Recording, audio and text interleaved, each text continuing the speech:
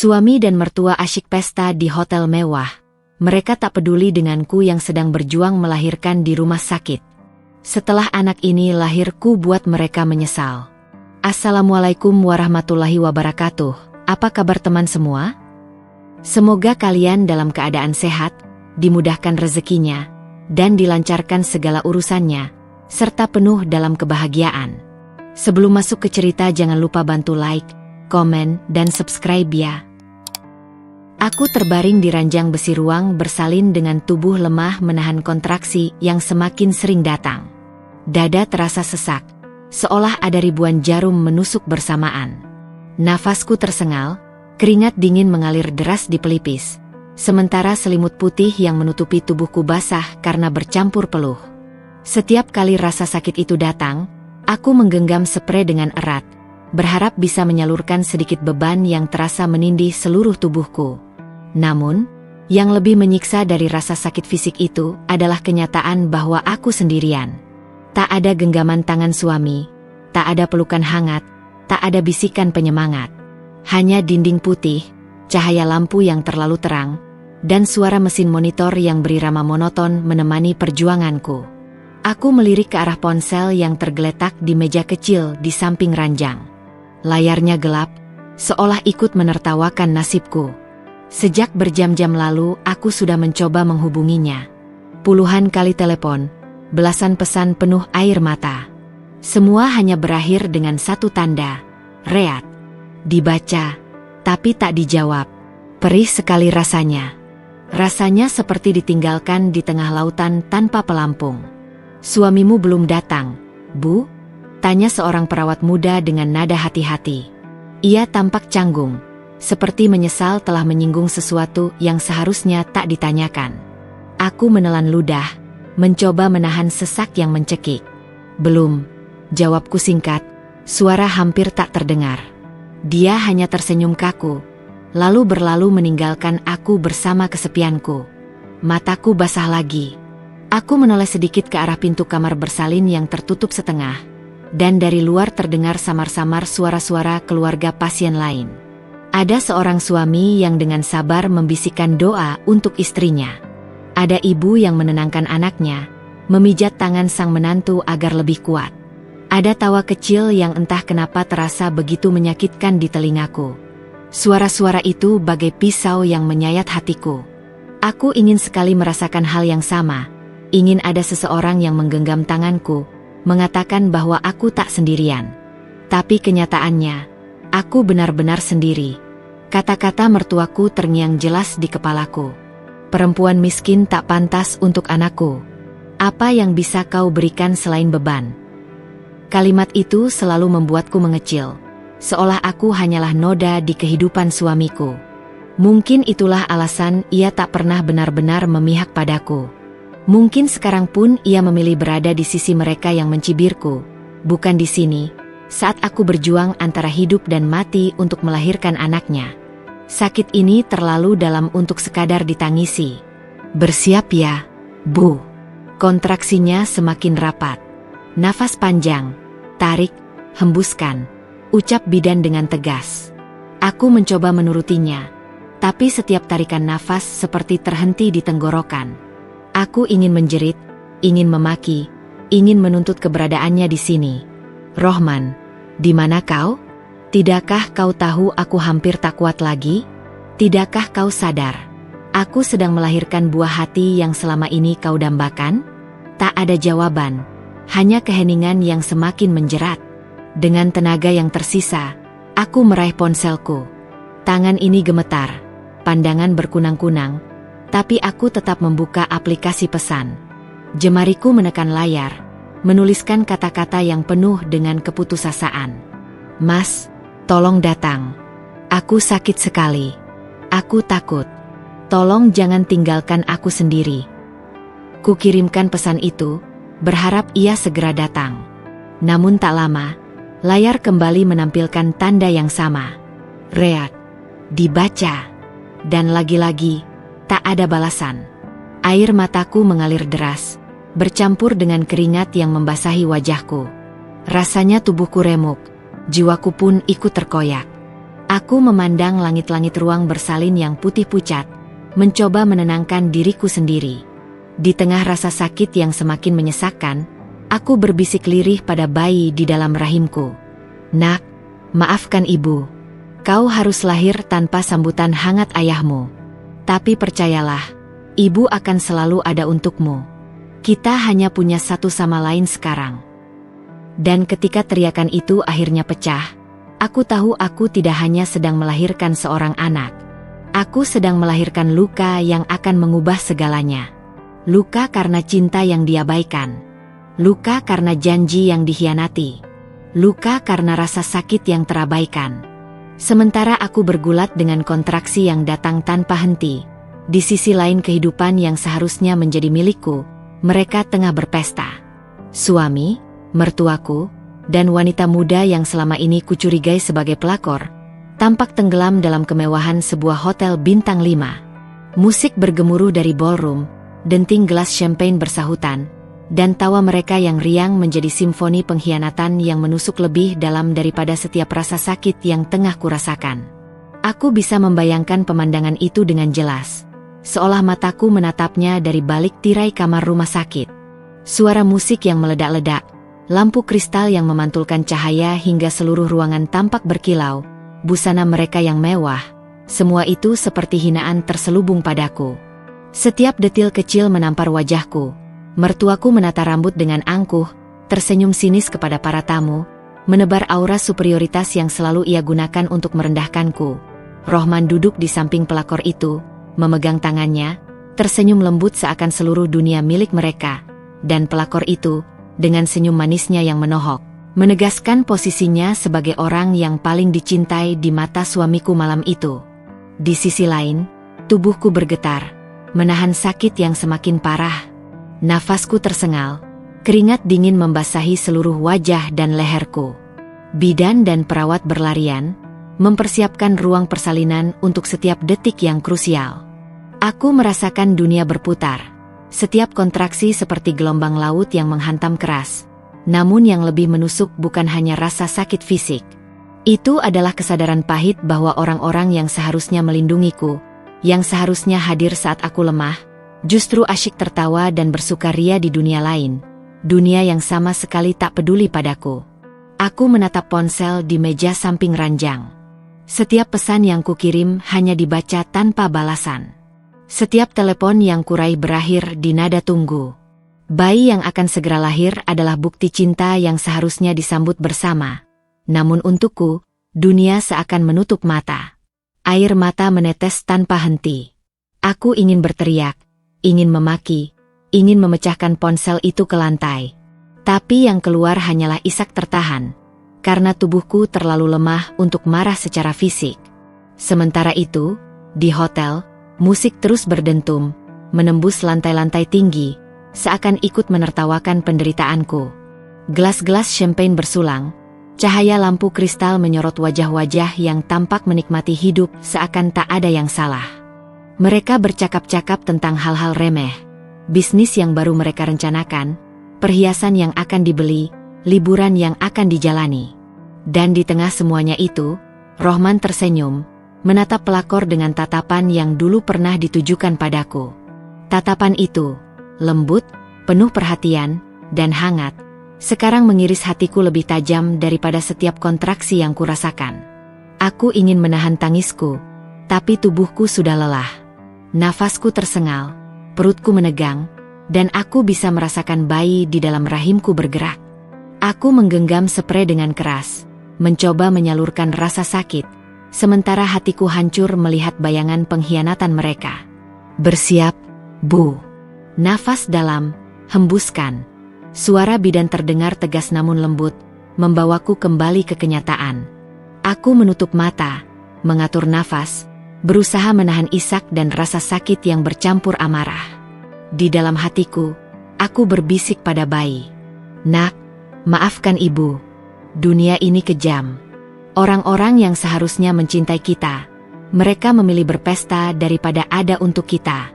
Tapi ibu berjanji, nak, kita akan selamat. Kita akan kuat. Ketika kontraksi mencapai puncaknya, aku menjerit. Sementara itu, di ballroom hotel, tawa mereka tetap pecah, gelas tetap bersulang, musik tetap berdentum. Rasanya seperti seluruh dunia menertawakan penderitaanku, memperkuat kesadaran bahwa aku sendirian. Namun dari balik rasa sakit dan pengkhianatan itu, muncul sesuatu yang baru, kemarahan yang murni, tekad yang tak akan tergoyahkan. Aku sadar, perjuangan ini bukan hanya soal melahirkan. Ini soal membuktikan siapa yang benar-benar kuat. Mereka boleh berpesta sekarang, boleh tertawa di atas deritaku, tapi suatu hari, aku akan menunjukkan kepada mereka. Aku, seorang perempuan yang dianggap miskin dan tak berguna, lebih kuat daripada yang mereka kira. Malam itu, dalam setiap teriakan sakit, setiap tetes air mata, aku menanam benih tekad. Aku akan bangkit. Aku akan melindungi anakku. Dan aku akan membalas pengkhianatan mereka dengan cara yang tak pernah mereka duga. Mertuaku tidak pernah menyukaiku. Sejak awal pernikahan, setiap kata dan gerak-geriknya selalu terasa menusuk, seakan menegaskan posisiku di dunia ini hanyalah bayangan yang tak berarti. Aku dianggap miskin, hina, dan hanya membawa beban. Kata-katanya terngiang di telingaku, tajam seperti pisau. Perempuan miskin tak pantas mendampingi anakku. Dia tak akan membawa kebahagiaan. Aku mencoba menutup telinga dan hati, tapi kata-kata itu selalu kembali, seperti gema yang tak bisa lenyap. Setiap kali aku mencoba memberi yang terbaik, merawat suami, menata rumah, menyambut setiap permintaan mereka, itu tetap tak cukup. Selalu ada celah, selalu ada ejekan. Dan malam itu, ketika aku berada di ruang bersalin, perjuanganku menahan sakit dan melahirkan cucu pertama mereka sama sekali tak dianggap. Mereka justru asyik berpesta, menikmati kemewahan, tertawa seakan aku tak ada. Rasa sakit fisik akibat kontraksi seolah tak seberapa dibandingkan rasa sakit hati ini. Bayi yang kucintai, darah dagingku sendiri, baru saja lahir. Namun aku tidak melihat setetes empati atau perhatian dari orang-orang yang seharusnya bahagia bersamaku. Tidak ada ucapan selamat, tidak ada tangan yang menepuk bahu, tidak ada senyum yang menenangkan. Hanya keheningan yang menyiksa dan tatapan dingin perawat yang ikut merasakan ketegangan emosionalku. Malam itu, setelah bayi ditangani dan dibersihkan, aku duduk di kursi samping ranjang, memeluknya erat. Suamiku masih tak tampak. Ponselku tetap sunyi, hanya menunjukkan layar reat dari pesan-pesan yang kutulis penuh harap. Aku menatap bayi yang baru lahir itu, dan di matanya kulihat kilau yang murni, tanpa dosa, tanpa kepalsuan, tanpa pengkhianatan. Bayangan mertuaku, Rohman, dan pelakor itu menghantui pikiranku. Aku menyadari sesuatu yang pahit. Aku tidak hanya dikucilkan, aku dicap tak berguna, tak layak, bahkan oleh keluarga sendiri. Luka itu membekas lebih dalam ketika aku ingat semua perlakuan mereka selama ini. Setiap kali aku memasak untuk keluarga, selalu ada komentar sinis. Setiap kali aku mencoba menunjukkan kemampuan atau kebaikan, selalu ada ejekan. Dan kini, saat aku mengorbankan tubuhku sendiri untuk menghadirkan cucu pertama mereka ke dunia, perhatian mereka tertuju pada pesta dan kemewahan, bukan pada perjuanganku. Aku menutup mata, membiarkan air mata menetes lagi, tapi bukan karena lemah. Ini air mata yang bercampur amarah dan kesadaran. Aku sadar, selama ini aku dipandang rendah bukan karena aku benar-benar lemah, tetapi karena mereka terlalu takut melihatku kuat. Mereka menilai dari kekurangan materi, dari status sosial, dari penampilan yang sederhana. Tapi aku tahu satu hal, kekuatan sejati tidak diukur dari harta, pakaian, atau senyum palsu dalam pesta. Kekuatan sejati ada dalam hati yang berani menghadapi penderitaan dan tetap bangkit.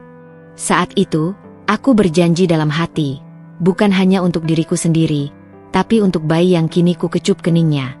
Aku akan membuktikan bahwa aku bukan wanita tak berguna. Suatu hari, mereka akan menyesal telah menghinaku, dan aku akan berdiri di atas kekuatan yang mereka anggap mustahil dimiliki seorang perempuan miskin seperti aku. Namun, tekad itu tidak menghapus rasa sakit saat ini. Malam-malam berikutnya di rumah sakit menjadi saksi kesendirian yang mendalam. Mertuaku tidak pernah datang. Rohman muncul sebentar hanya untuk memberikan senyum canggung dan kata-kata yang terdengar hambar. "Ibu, semuanya baik-baik saja, kan?" Seolah kata-katanya bisa menutupi malam-malam panjang penderitaanku. Sedangkan pelakor itu entah bagaimana selalu muncul dalam cerita keluarga, selalu disambut hangat, seakan ia lebih berharga daripada aku. Aku memandangi bayi di pangkuanku, rasanya hati ini hancur, tapi juga terbakar oleh tekad. Bayi ini bukan hanya anakku, tetapi juga bukti hidupku, bukti keberanian dan keteguhanku. Aku menyadari bahwa untuk membuktikan nilai diriku, aku tidak bisa bergantung pada orang-orang yang mencapku tak berguna. Aku harus berdiri sendiri, membangun dunia kami sendiri. Di antara tangisan bayi dan nafasku yang masih tersengal karena melahirkan, aku merasakan benih kekuatan baru. Kekuatan untuk menolak dicap rendah, untuk melawan penghinaan, dan untuk menuntut hakku sebagai seorang ibu, sebagai perempuan, dan sebagai manusia yang berharga. Dan saat malam itu berlanjut, di antara kesunyian kamar rumah sakit, aku menatap langit-langit putih yang polos. Disitulah aku menanam tekad yang akan mengubah segalanya. Mereka boleh menganggapku tak berguna, boleh berpesta di atas penderitaanku. Tapi aku tahu, aku akan bangkit. Aku akan membuktikan bahwa seorang perempuan sederhana, yang dianggap hina, bisa menorehkan kekuatan dan keberhasilan yang tak pernah mereka bayangkan. Rasa sakit itu datang bergelombang, tak kenal henti. Setiap kontraksi seperti gelombang besar yang menghantam tubuhku dari segala arah, membuatku berteriak nyaris tanpa suara. Tubuhku lemah, kaki gemetar, dan setiap tarikan nafas terasa seperti menelan api. Aku menggenggam selimut dengan sekuat tenaga, berusaha menyalurkan semua rasa sakit yang memuncak. Perawat di sampingku terus memberikan instruksi, menenangkan dengan suara lembut yang hampir tak mampu menembus kabut penderitaan yang menyelimutiku. Tarik nafas dalam, hembuskan, tarik lagi. Aku mencoba mengikutinya, tapi pikiran dan jiwaku lebih berat daripada tubuh yang terkulai lemah. Aku menatap langit-langit putih kamar bersalin, membayangkan wajah suami yang tak hadir, tangan yang tak tergenggam, senyum yang tak menenangkan. Tak ada Rohman di sini. Tak ada pelukan mertuaku yang selalu mengatur hidupku. Tak ada yang peduli, selain perawat yang berusaha melakukan tugasnya dengan profesional. Kesunyian itu menusuk, jauh lebih tajam daripada setiap rasa sakit fisik yang kurasakan. Aku merasa seakan dunia menutup mata padaku. Setiap detik yang berlalu adalah ujian. Setiap tarikan nafas adalah pertaruhan antara hidup dan mati. Aku menundukkan kepala, menutupi wajah dengan tangan, dan berbisik lirih pada bayi yang sebentar lagi akan hadir ke dunia ini. "Nak, maafkan ibu. Ibu harus melewati ini sendirian. Tapi percayalah, ibu akan selalu ada untukmu. Kita akan selamat, nak. Kita harus selamat." Tangan perawat menggenggam tanganku untuk menenangkan, tetapi aku terlalu tersedak oleh rasa sakit dan kesepian. Nafasku tersengal, keringat membasahi tubuh, dan seluruh energi seolah habis terkuras. Setiap detik yang lewat terasa seperti berjam-jam, seakan dunia menahan nafas bersamaku. Di tengah kegelapan itu, amarah dan kepedihan bercampur menjadi satu. Aku merasa dikhianati. Suami dan mertuaku, orang-orang yang seharusnya hadir untukku, seolah memilih dunia lain, dunia kemewahan dan kesenangan mereka sendiri. Aku bisa membayangkan mereka di hotel, tertawa, bersulang dengan gelas champagne, menertawakan hidup yang seharusnya kami jalani bersama. Aku menarik napas sekuat tenaga, menahan rasa sakit yang semakin menderu. Tubuhku gemetar hebat, dan aku merasa dunia ini begitu kejam. Tapi di balik semua penderitaan itu, ada sesuatu yang tak bisa mereka ambil dariku. Tekad. Tekad untuk membawa bayi ini ke dunia dengan selamat. Tekad untuk membuktikan bahwa aku lebih kuat daripada hinaan, lebih tegar daripada pengkhianatan, lebih hidup daripada yang mereka kira.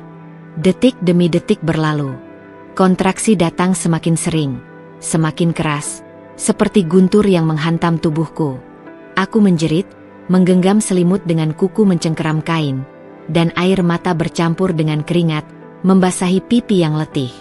Setiap suara tangisku adalah doa yang terbungkus rasa sakit dan kesedihan. "Bersiap, Bu, ini saatnya," kata bidan dengan suara tegas namun lembut. Tarik nafas, dorong, dorong. Aku menahan tubuhku, mengumpulkan sisa tenaga yang ada. Dunia terasa bergerak lambat, seakan setiap detik menahan napas bersamaku. Aku bisa merasakan tekanan di perut, sensasi yang menakutkan namun anehnya memberi harapan. Aku menggenggam selimut, menatap langit-langit, dan berbisik di antara rasa sakit. "Nak, kita hampir sampai. Ibu akan membawamu ke dunia ini. Ibu janji, Nak, tidak ada yang bisa menghancurkan kita." Dan di detik-detik itu, di ambang batas antara hidup dan mati, aku menemukan sesuatu yang menenangkan di dalam hati. Kekuatan yang lahir dari penderitaan, keberanian yang lahir dari kesepian, dan tekad yang lahir dari pengkhianatan. Aku sadar, meski dikhianati dan dicap tak berguna, aku tetap memiliki sesuatu yang tak bisa diambil siapapun. Kemampuan untuk melindungi, mencintai, dan bertahan. Teriakan terakhir, dorongan terakhir, dan seluruh tubuhku meronta dalam kontraksi yang paling hebat. Lalu, keajaiban itu terjadi. Aku mendengar tangisan bayi, suara yang lembut namun kuat, menembus rasa sakit, kesepian, dan kepedihan. Tangisan itu adalah bukti hidup, bukti perjuangan, bukti bahwa aku berhasil melewati detik-detik paling gelap dalam hidupku. Aku menatap bayi itu, memeluknya erat ke dadaku. Tangisku pecah, bukan hanya karena lega, tapi karena semua luka, kesepian, dan pengkhianatan yang kurasakan malam itu menemukan jawaban. Hidup dan cinta yang tulus ada di pangkuanku. Di detik itu, aku tahu, meski dikhianati, meski dicap tak berguna, aku masih memiliki kekuatan untuk memulai semuanya dari awal. Untuk diriku, untuk bayi ini, dan untuk masa depan yang akan kubangun sendiri. Tangisan itu pecah, nyaring, kuat, dan menembus seluruh keheningan ruang bersalin. Bayi kecil yang baru saja lahir itu mengguncang dunia yang selama ini terasa hampa. Suara itu, walau begitu rapuh dan polos, mengisi setiap celah kesepian dan rasa sakit yang membelengguku selama berjam-jam. Aku menatapnya, tubuh masih gemetar, wajah basah oleh air mata dan keringat, dan merasakan campuran lega, syukur, dan ketakutan yang luar biasa. Bayi itu adalah bukti nyata bahwa aku telah melalui sesuatu yang tak semua perempuan mampu melewatinya. Namun lebih dari itu, ia adalah alasan untuk aku tetap bertahan di dunia yang penuh pengkhianatan ini. Tangan mungilnya mengepal, jari jemari kecil yang seakan menantang dunia untuk mencoba menyakitinya. Aku merasakan detak jantungnya di dadaku, cepat dan tidak beraturan, namun penuh kehidupan. Setiap hembusan napasnya adalah bukti bahwa kami selamat. Tangisku pecah lagi, kali ini bukan hanya karena rasa sakit atau lelah, tapi karena pemahaman baru tentang tanggung jawab, cinta, dan tekad. Aku menatap bayi itu lebih lama, menyerap setiap detail, kulitnya yang lembut, rambutnya yang tipis, bibir mungil yang bergetar saat tangis pecah. Aku menamai setiap gerakan, setiap desahan, seolah ingin memastikan bahwa aku akan selalu ada untuknya, apapun yang terjadi. Di mataku, bayi ini bukan sekadar makhluk mungil. Ia adalah nyawaku, semangatku, harapanku yang baru. Ia adalah alasan untuk berdiri tegak meski dunia menilai aku tak berguna. Kesunyian malam rumah sakit terasa hampa, namun kini dipenuhi oleh kehangatan yang aneh, sebuah ikatan yang hanya bisa dirasakan oleh seorang ibu. Aku memeluknya lebih erat, menempelkan pipi kami, mencoba menanamkan rasa aman, cinta, dan keyakinan bahwa dunia di luar sana tidak akan mampu melukainya selama aku masih ada. Pikiran tentang suamiku dan mertuaku kembali muncul. Mereka mungkin tengah menikmati kemewahan dan tawa palsu di hotel, tetapi aku tidak peduli lagi. Bayi ini, darah dagingku, telah mengingatkanku bahwa keberhargaan dan kekuatan sejati tidak ditentukan oleh orang lain. Mereka boleh menganggapku miskin, hina, atau tak berguna, tapi aku baru saja menciptakan kehidupan, dan itu adalah bukti bahwa aku jauh lebih kuat daripada penilaian mereka. Setiap air mata yang mengalir kini bukan air mata kesedihan, melainkan air mata pembuktian. Aku menatap bayi itu, tersenyum lelah tapi tulus. Nak, ibu tahu dunia ini tak selalu baik padamu. Tapi ibu janji, kita akan selamat. Kita akan melalui semuanya bersama. Tidak ada yang bisa menghancurkan kita. Perawat di sisiku tersenyum, melihat interaksi kami. Namun aku tahu senyum itu bukan yang paling penting. Yang terpenting adalah momen ini, saat aku dan bayi ini menjadi satu dalam keheningan, di tengah rasa sakit, pengkhianatan, dan kesepian. Aku menanam tekad yang lebih dalam dari sebelumnya. Aku akan melindunginya. Aku akan membesarkannya dengan penuh cinta dan keberanian. Dan suatu hari nanti, aku akan menunjukkan kepada semua orang yang merendahkanku bahwa kami berdua memiliki kekuatan yang tak bisa mereka sangka. Jam-jam berikutnya terasa seperti waktu berhenti. Aku memandangi bayi itu, merasakan setiap hembusan napasnya, setiap gerakan kecil, dan setiap detak jantungnya yang semakin stabil. Aku berbicara padanya dalam bisikan lembut, bercerita tentang dunia yang kejam, tentang orang-orang yang pernah meremehkanku, tentang ibu yang kini bersumpah untuk menjadi perisai yang tak tergoyahkan bagi anaknya. Di detik itu, aku sadar sesuatu. Meski kehilangan suami di momen paling krusial, meski dihina oleh mertua, meski dianggap tak berguna oleh mereka yang seharusnya peduli, aku memiliki sesuatu yang tak bisa diambil siapapun, keberanian, tekad, dan cinta yang tulus. Dan bayi ini adalah awal dari semuanya. Tangisan pertama itu bukan sekadar suara. Ia adalah pengingat bahwa aku selamat, bahwa bayi ini selamat, dan bahwa dari kesepian dan penderitaan, kami akan menapaki jalan baru. Jalan yang akan kubangun sendiri, dengan tangan dan hati yang tak akan pernah menyerah. Aku menatap langit-langit kamar bersalin, lalu kembali menatap mata bayi itu. Dan di sana, di antara kelelahan, air mata, dan kehangatan yang membara, aku berbisik. Kita baru memulai, Nak. Dunia ini akan kita hadapi bersama, dan tidak ada yang bisa mengalahkan kita. Hari-hari pertama setelah melahirkan terasa dingin, lebih dingin daripada AC rumah sakit yang menyelimuti seluruh tubuhku. Bahkan selimut tebal yang menutupi tubuhku tidak mampu menahan hawa kesepian yang menusuk tulang. Bayi kecilku tidur di pangkuanku, mungil, lemah, dan sepenuhnya bergantung padaku. Tubuhnya hangat, napasnya teratur, namun hatiku beku oleh kenyataan pahit. Tak ada satupun dari orang-orang yang seharusnya peduli menjengukku. Rohman tidak ada. Teleponnya tetap sunyi. Pesan yang kubuat penuh air mata tetap reat tanpa balasan. Aku bisa membayangkan betapa sibuknya ia dengan wanita itu, betapa hangatnya senyum yang ia berikan padanya, dan betapa kosongnya dunia ini untukku, bahkan saat aku baru saja melahirkan darah dagingnya sendiri. Mertuaku, yang selalu menganggapku hina dan miskin, tidak terlihat. Kata-kata mereka yang menghina kini terasa lebih tajam.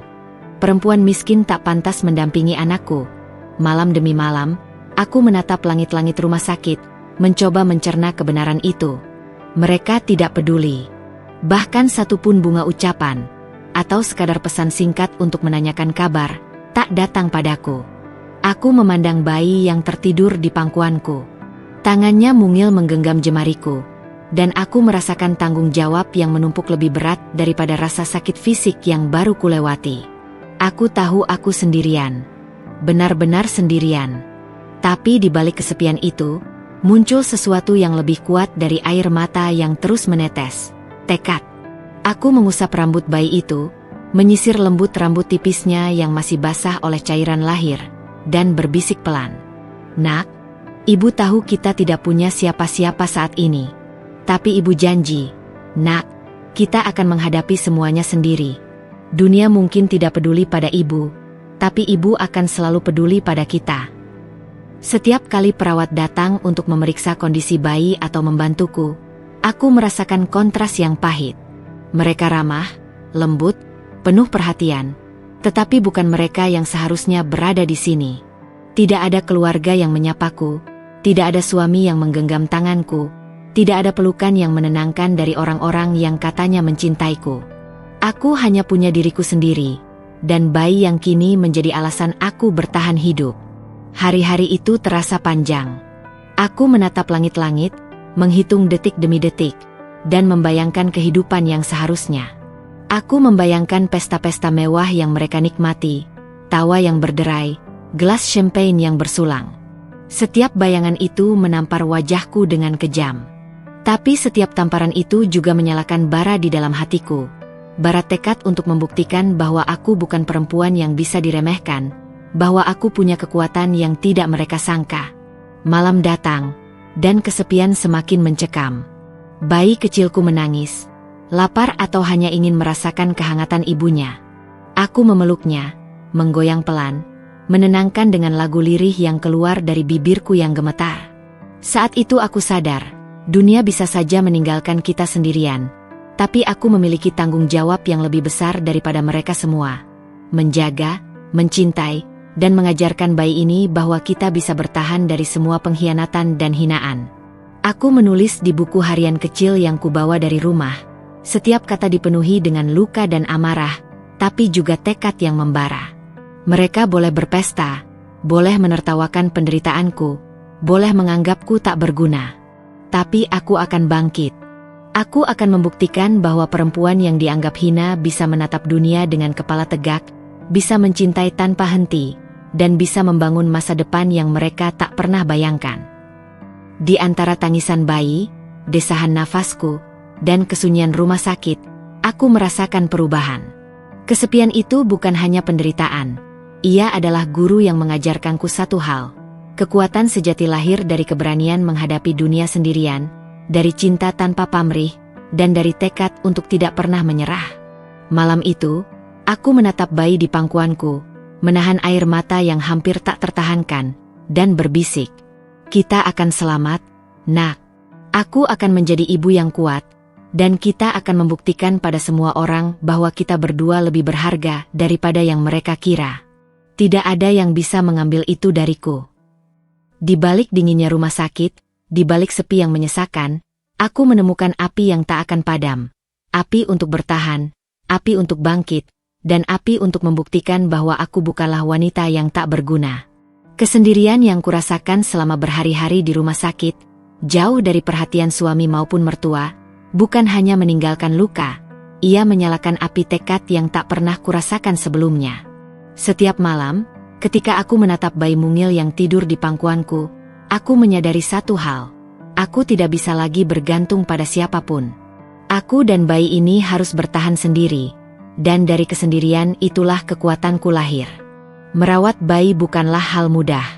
Setiap kali ia menangis, setiap kali popoknya basah atau perutnya lapar, aku merasakan kelelahan yang luar biasa. Tapi di balik rasa lelah itu, ada kebahagiaan yang tak tergantikan, bahwa aku mampu memberikan yang terbaik, bahwa aku mampu menjadi sandaran dan dunia bagi makhluk kecil yang bergantung padaku sepenuhnya. Perlahan, rutinitas yang melelahkan itu menjadi pelajaran hidup, tentang kesabaran, tentang keteguhan, dan tentang cinta yang tidak mengenal pamrih. Di sela-sela malam-malam yang panjang, pikiranku tak pernah henti mengingat pengkhianatan mereka. Rohman, yang seharusnya menjadi ayah bagi anaknya sendiri, sibuk dengan wanita lain. Mertuaku, yang selalu menilai rendah diriku, masih asyik berpesta dan membicarakan hidupku seakan aku tidak ada. Setiap ingatan itu menusuk hati, meninggalkan rasa sakit yang lebih tajam daripada setiap kontraksi saat melahirkan. Namun, rasa sakit itu kini berbeda. Ia tidak melemahkanku. Sebaliknya, ia menjadi bahan bakar bagi tekadku. Aku mulai merancang langkah-langkah untuk membuka jati diriku yang sesungguhnya.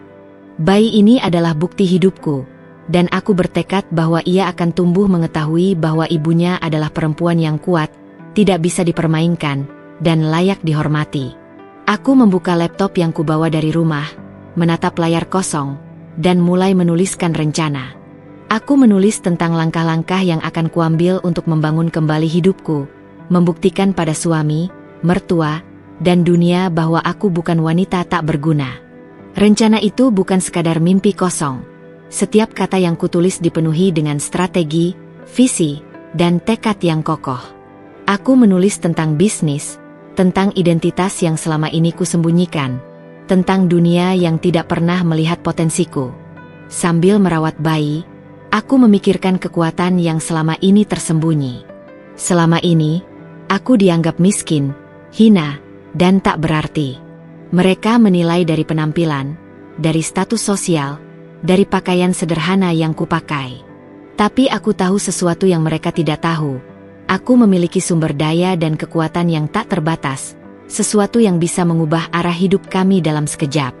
Dan waktu itu telah tiba untuk mengungkapnya. Malam demi malam, aku duduk di samping bayi, menatap wajah mungilnya yang damai, dan berbicara pelan. Nak, ibu tahu dunia ini keras. Mereka mungkin tidak peduli pada kita sekarang, tapi ibu akan membuktikan sesuatu.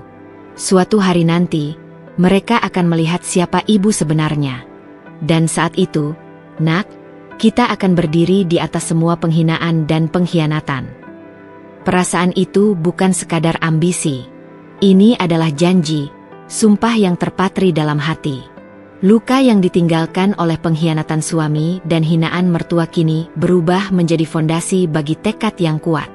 Aku menyadari bahwa kekuatan sejati tidak datang dari status sosial atau kemewahan, tetapi dari kemampuan untuk bertahan, dari kemampuan untuk mencintai tanpa henti, dan dari kemampuan untuk mengubah penderitaan menjadi kekuatan. Hari-hari berlalu. Aku mulai menyusun strategi secara lebih sistematis. Aku memikirkan langkah-langkah untuk mengelola identitasku, memperkuat posisi finansial, dan merencanakan momen ketika dunia akan melihat versi diriku yang sesungguhnya. Semua itu kualirkan dengan hati-hati, menyadari bahwa kesabaran adalah kunci. Aku tidak bisa terburu-buru, karena setiap langkah yang salah bisa mengancam masa depan bayiku. Dalam diamnya malam, aku merasakan kehangatan yang aneh. Bukan kehangatan dari orang lain, tetapi dari diriku sendiri, dari rasa percaya diri yang perlahan muncul, dari tekad yang membara. Aku tersenyum, mengusap pipi bayi, dan merasakan sesuatu yang menenangkan sekaligus membangkitkan. Dunia ini mungkin telah mengkhianatiku, tapi aku memiliki kekuatan untuk membalikkan segalanya. Disinilah aku berdiri sekarang, di ambang perubahan besar, dengan luka yang masih terasa, tapi dengan tekad yang lebih kuat daripada sebelumnya. Bayi ini bukan hanya alasan untuk bertahan hidup, tetapi juga alasan untuk membuktikan kepada dunia bahwa aku bukan wanita tak berguna. Dan perjalanan kami baru saja dimulai. Selama ini, aku menyembunyikan identitasku. Dunia di sekitarku, termasuk suami dan mertua, selalu menilai dari apa yang terlihat di permukaan. Pakaian sederhana yang kupakai, rumah yang tak megah, dan status sosial yang mereka anggap rendah. Mereka mengira aku hanyalah wanita miskin yang menumpang hidup pada anak lelaki mereka. Mereka menganggapku tak berdaya, tak berarti, dan layak dihina. Padahal, kenyataannya jauh berbeda.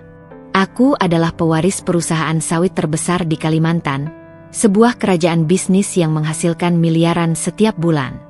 Aku bukan sekadar perempuan biasa. Aku memiliki sumber daya yang mampu mengguncang hidup siapapun yang pernah meremehkanku. Namun, selama ini aku memilih diam. Aku ingin mengamati, ingin melihat siapa yang benar-benar tulus mencintaiku tanpa memedulikan harta, dan siapa yang hanya tertarik pada apa yang bisa aku berikan. Di tengah kesendirian merawat bayi, tekad itu semakin kuat.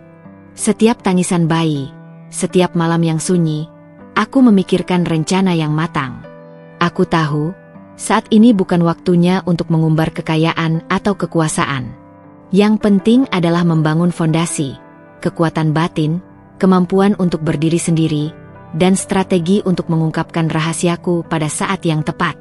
Aku duduk di kursi samping ranjang, bayi tertidur di pangkuanku, laptop di meja, menatap layar kosong. Di pikiranku, aku menyusun langkah demi langkah. Pertama, aku harus memastikan kestabilan kehidupan kami. Kedua, aku harus mengamati mereka, suami yang selama ini menipuku, mertua yang penuh prasangka, dan wanita muda yang duduk di pihak lawanku dalam permainan ini. Aku ingin melihat sejauh mana mereka bersedia melangkah demi kekuasaan, kepuasan, dan keserakahan mereka. Setiap detil mereka, setiap komentar, setiap gerak-gerik mereka yang selama ini menghinaku, kini aku simpan dalam ingatan sebagai catatan berharga. Mereka tidak menyadari bahwa aku bukan lagi perempuan yang mudah ditaklukkan oleh ejekan dan hinaan. Aku diam, tapi mataku selalu mengamati. Aku menunggu saat yang tepat. Aku membayangkan momen itu, ketika semua orang yang menertawakanku, yang menganggapku miskin dan tak berguna, akan terkejut melihat siapa aku sebenarnya. Bayangan wajah Rohman yang sinis, senyum dingin mertuaku, dan sorot mata pelakor itu, semuanya akan terpaku, terhenti oleh kenyataan bahwa aku bukan sekadar perempuan sederhana. Aku adalah kekuatan yang selama ini mereka abaikan. Namun rahasia ini bukan sekadar tentang harta. Ini tentang keadilan. Aku ingin menunjukkan bahwa cinta sejati dan rasa hormat tidak bisa dibeli, tidak bisa dipalsukan, dan tidak bisa dipaksakan. Mereka yang benar-benar mencintaiku akan tetap di sisiku, bahkan tanpa kekayaan atau status. Dan mereka yang hanya memandangku dari harta dan penampilan akan tersingkap wajah asli mereka. Di malam-malam panjang itu, aku juga mulai merancang strategi untuk membangun kehidupan baru kami, jauh dari campur tangan mereka, sambil tetap mempersiapkan momen ketika rahasiaku akan terungkap. Setiap keputusan dipikirkan matang, setiap langkah dihitung dengan cermat, agar saat waktunya tiba, tidak ada celah bagi mereka untuk mengelak atau membantah. Aku menatap bayi yang tertidur, wajahnya tenang, tanpa dosa, tanpa kepalsuan. Di matanya kulihat masa depan yang bersih, bebas dari pengkhianatan yang membelengguku. Aku menepakkan tangan kecilku pada dadanya, berbisik pelan. "Nak, ibu punya rahasia besar, sesuatu yang akan mengubah hidup kita. Suatu hari nanti, dunia akan melihat siapa kita sebenarnya. Dan saat itu, nak, kita tidak akan lagi tergantung pada siapapun yang meremehkan kita." Dalam keheningan kamar rumah sakit, aku merasakan kekuatan yang menakutkan sekaligus menenangkan. Luka yang ditinggalkan pengkhianatan dan hinaan telah menjadi bahan bakar tekad. Rahasia yang kusimpan bukan hanya tentang kekayaan, tapi tentang pembuktian, bahwa perempuan yang pernah dianggap tak berguna bisa bangkit, memegang kendali, dan menentukan nasibnya sendiri. Malam itu, di tengah gelap yang menyelimuti rumah sakit, aku menatap langit-langit dan tersenyum. Dunia boleh menilai aku dari penampilan, dunia boleh menganggap aku lemah, tapi tidak ada yang bisa menghentikan aku, ibu, bayi, dan rahasia yang tersimpan di dalam hatiku. Suatu hari, dunia akan tahu, aku bukan wanita yang bisa diremehkan. Hari itu, aku pulang membawa bayi kecilku. Perasaan campur aduk menyelimuti setiap langkahku. Lega karena bisa kembali ke rumah, namun was-was menghadapi kenyataan yang menunggu di depan. Aku tahu betul bahwa rumah mertua bukan lagi tempat aman bagiku. Di balik dinding megah dan halaman yang tertata rapi, ada dunia yang menilai, mencibir, dan meremehkanku tanpa ampun. Begitu pintu rumah dibuka, aroma pesta sudah menyergap. Lampu kristal berkilau, musik mengalun pelan, dan tawa para tamu terdengar riuh di ruang tamu. Dan di sana, di tengah perhatian semua orang, berdirilah wanita itu, pelakor yang selama ini kucurigai. Ia disambut dengan hangat, dijadikan pusat perhatian seolah dialah menantu sejati keluarga ini. Dadaku sesak. Tatapan merendahkan menyapu tubuhku dari ujung kaki hingga kepala. Bisikan-bisikan sinis terdengar di sekelilingku. "Lihat, dia cuma membawa anak kecil, tapi tidak punya apa-apa. Begitulah perempuan miskin, selalu merepotkan." Setiap kata seperti pisau yang menembus kulitku, menancap di hati. Tapi aku tetap tersenyum.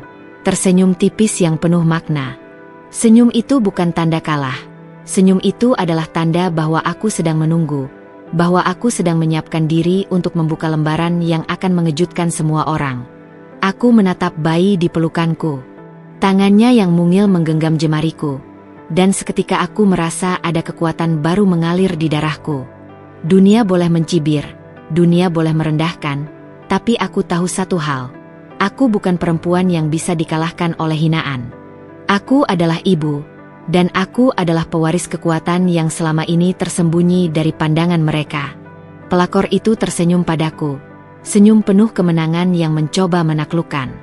Ia bahkan melangkah mendekat dengan sikap percaya diri, seolah dunia ini miliknya. Tapi aku tetap tenang. Aku membiarkan setiap tatapan, setiap bisikan, masuk dan terakumulasi menjadi energi yang akan kutumpahkan di saat yang tepat.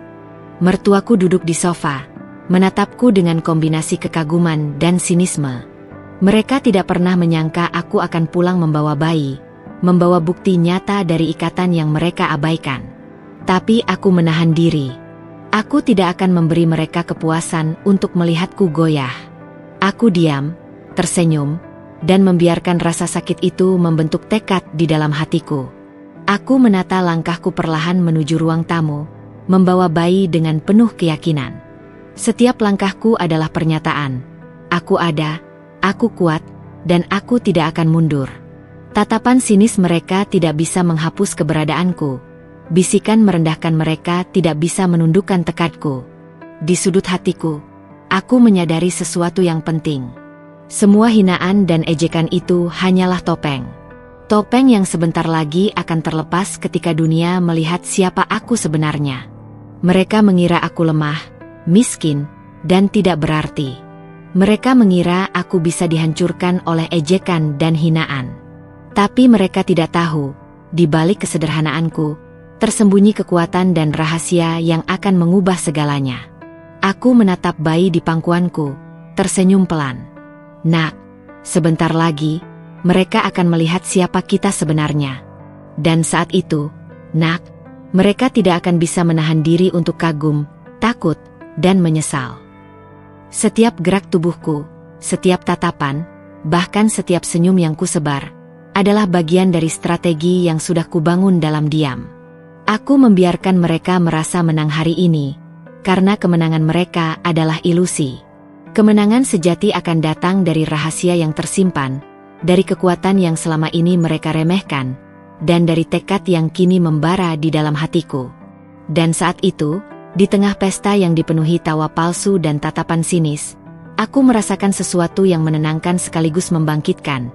Luka ini tidak akan menghancurkanku. Sebaliknya, luka ini telah membentuk aku menjadi lebih kuat, lebih berhati-hati, dan lebih siap menghadapi dunia yang mencoba merendahkan. Hari itu, aku pulang dengan bayi di pelukanku, dengan senyum tipis yang penuh makna. Mereka mengira aku lemah, mereka mengira aku takut, mereka mengira aku kalah. Tapi aku tahu sesuatu yang hanya aku dan bayi ini ketahui.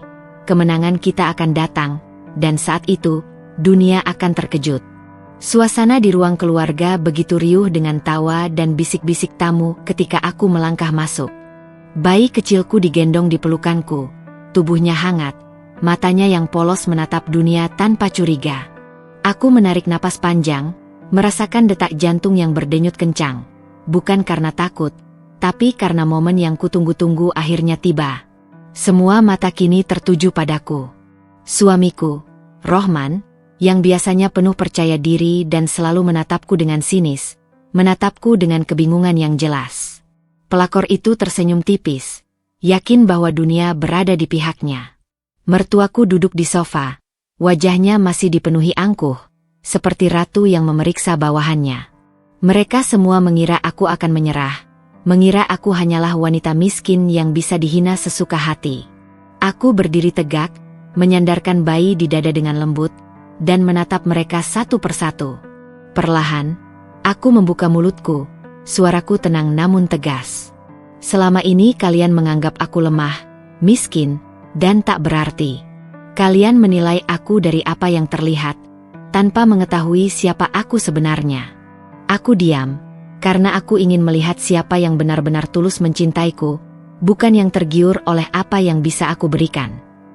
Rohman mengerutkan kening, matanya mulai menyesuaikan ekspresi dengan kata-kataku. Pelakor itu mencondongkan tubuh sedikit ke depan, ingin memastikan ia tidak salah dengar. Mertuaku mulai tampak gelisah, namun masih berusaha mempertahankan sikap dinginnya. Aku melanjutkan, suara yang semakin mantap. Aku bukan wanita miskin yang kalian kira. Aku adalah pemilik sah perusahaan sawit terbesar di Kalimantan, dengan ribuan hektar lahan dan penghasilan miliaran setiap bulan. Semua aset, semua yang kalian kira hanya bisa datang dari keluarga kalian, adalah milikku. Dan sekarang, kalian melihatku bukan dari pakaian sederhana yang kupakai, bukan dari rumah kecil yang kalian anggap hina, tapi dari kenyataan yang tak bisa kalian ingkari. Ruangan itu seketika hening. Mata tamu undangan melebar, beberapa menunduk tak percaya, beberapa berbisik panik. Ada yang menatapku dengan kekaguman, ada yang terkejut setengah mati. Suamiku menatapku, mulutnya terbuka tanpa kata, wajahnya pucat, dan seluruh tubuhnya menegang. Pelakor itu hampir menjatuhkan gelasnya, tangannya gemetar menahan benda itu. Mertuaku, wajahnya berubah pucat pasi, bibirnya gemetar. Angkuh yang selama ini menutupi kesombongannya runtuh perlahan. Ia menatapku dengan mata yang kosong, seakan tidak percaya bahwa perempuan yang selalu dianggap hina dan miskin itu kini berdiri di hadapannya dengan kekuatan yang tak pernah ia duga. Aku menatap semua orang, senyum tipis terukir di wajahku, tidak marah, tidak dendam, hanya tenang dan penuh keyakinan. Sekarang kalian tahu, aku tidak lemah, aku tidak miskin, dan aku tidak bisa diremehkan. Aku bukan sekadar ibu dari anak kalian, tapi aku adalah kekuatan yang selama ini kalian abaikan. Dan aku berdiri di sini bukan untuk membalas dendam, tapi untuk menunjukkan bahwa aku dan anakku pantas dihormati. Sejenak, aku membiarkan semua itu meresap. Hening menyelimuti ruangan, hanya suara napas yang terdengar. Setiap tatapan mereka terpaku padaku, setiap gerakan mereka berhenti seolah menunggu kata-kata berikutnya.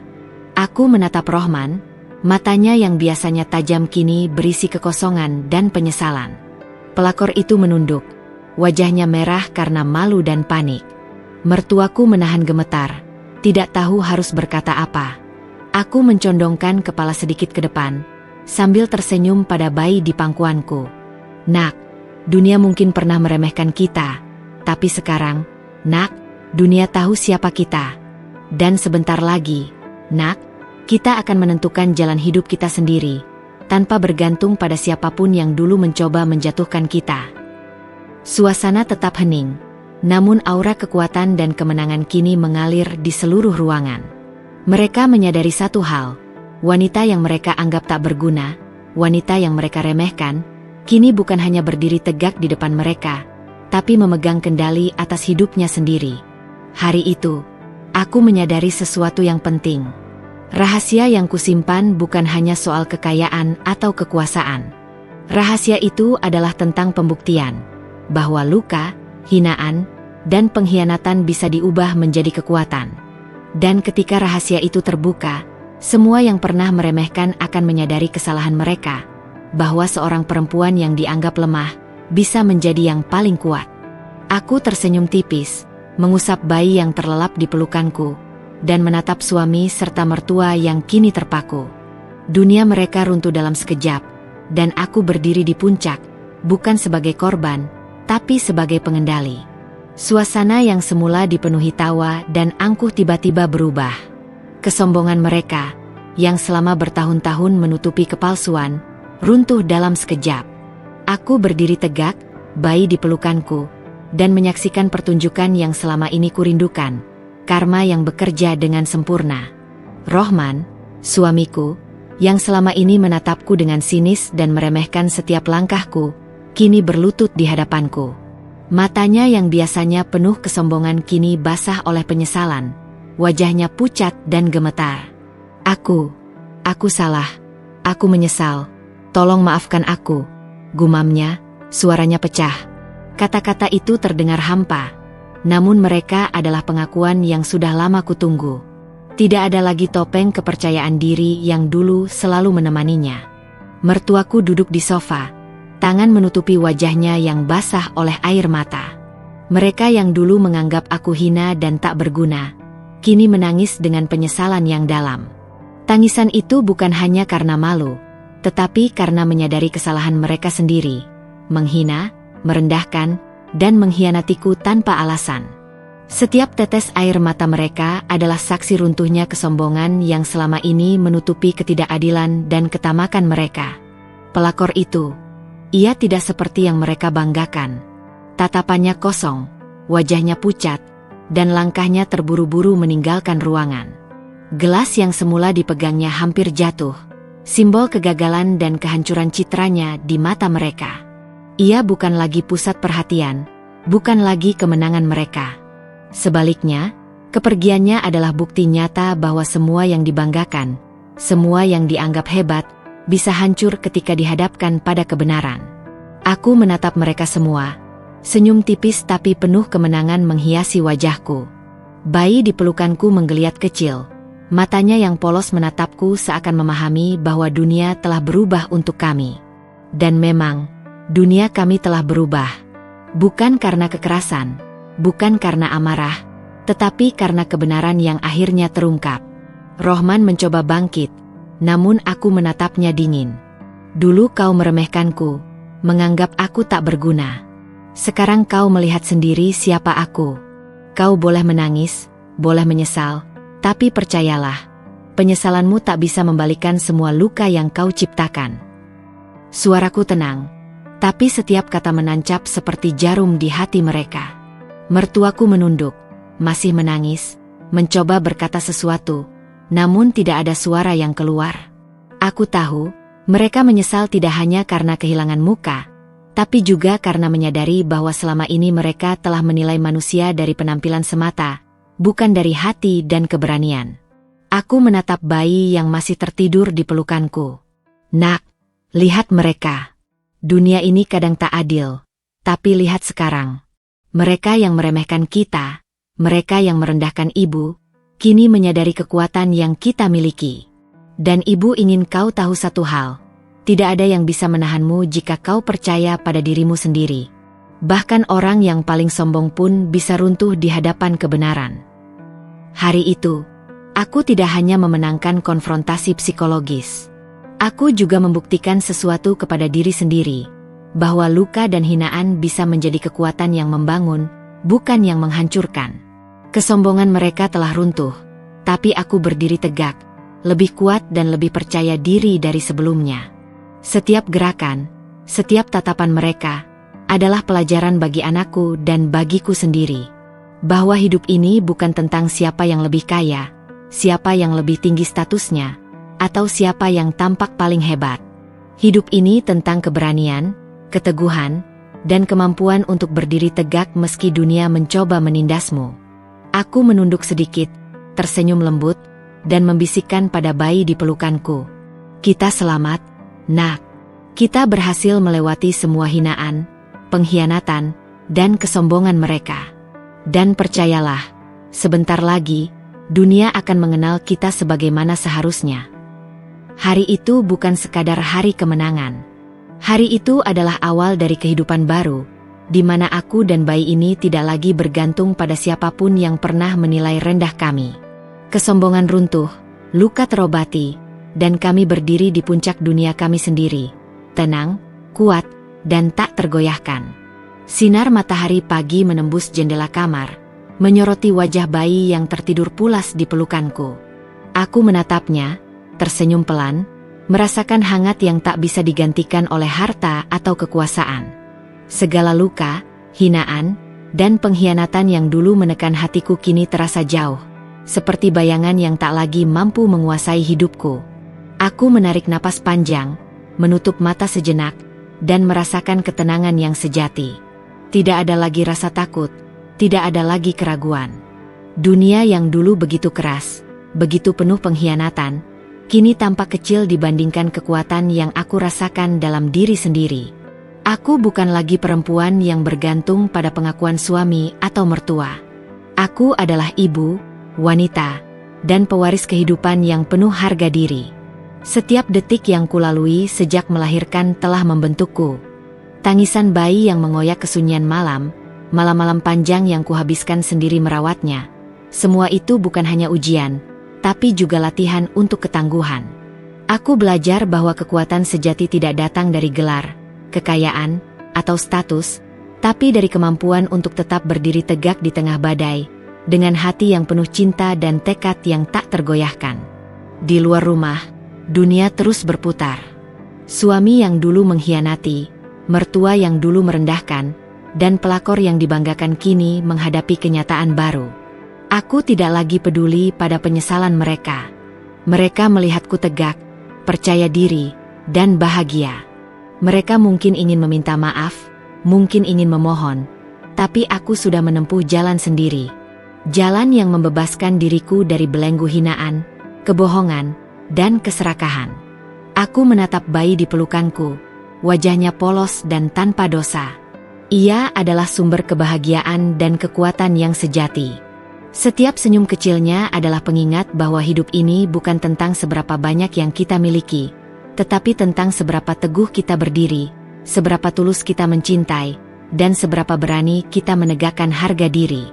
Hari itu, aku memutuskan sesuatu yang penting.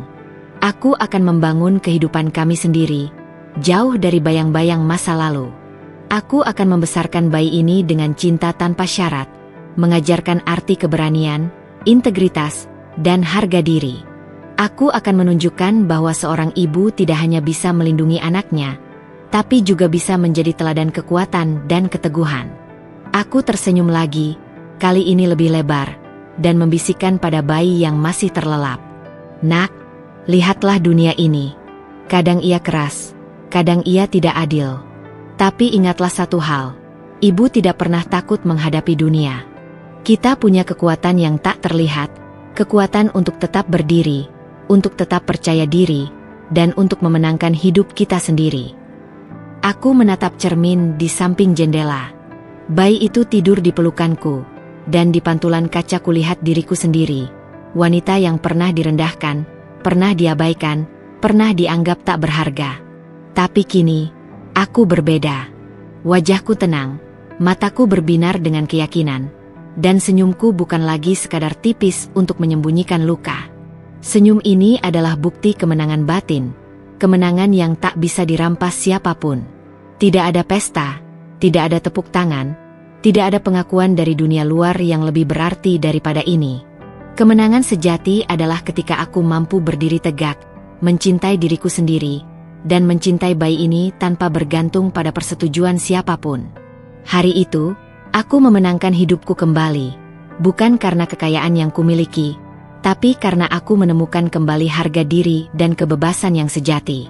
Dan ketika langkah pertama menuju kehidupan baru itu dimulai, aku tahu satu hal, apapun yang terjadi di masa depan, aku dan bayi ini akan menghadapi dunia dengan kepala tegak. Kita tidak lagi bergantung pada siapapun yang meremehkan kita, tidak lagi takut pada hinaan, dan tidak lagi terikat pada masa lalu yang penuh pengkhianatan. Hari itu, aku bukan hanya ibu. Aku adalah simbol kekuatan yang tak tergoyahkan, wanita yang menemukan kemenangan sejati dalam kesendirian, kesabaran, dan cinta yang tulus. Dunia boleh menilai dari luar, tapi aku tahu kebenaran yang sesungguhnya. Harga diri seorang wanita tidak diukur dari harta atau status, tapi dari keberanian untuk tetap tegak di tengah badai. Aku menatap bayi di pelukanku, tersenyum hangat, dan berkata dalam hati, "Selamat datang di dunia baru kita, Nak. Dunia yang penuh harapan, kekuatan, dan cinta sejati. Dunia di mana kita tak lagi menjadi korban, tapi penentu nasib kita sendiri." Dan disinilah aku berdiri, di puncak kemenangan yang sesungguhnya, tenang, kuat, bahagia, dan tak tergoyahkan.